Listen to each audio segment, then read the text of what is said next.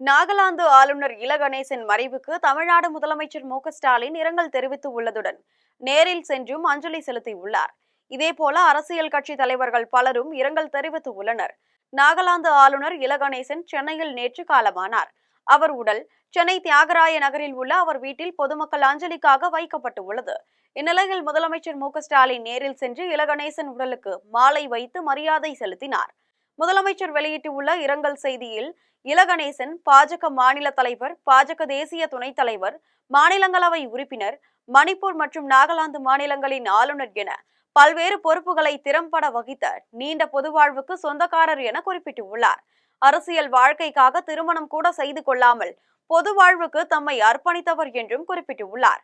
மாற்றுக் கொள்கைகள் கொண்ட இயக்கங்களில் உள்ள தலைவர்களிடத்திலும் மரியாதை பாராட்டி மாண்புடன் நடந்து கொண்டு அரசியல் நாகரிகத்தை பேணி காத்தவர் என்றும் தெரிவித்துள்ளார்.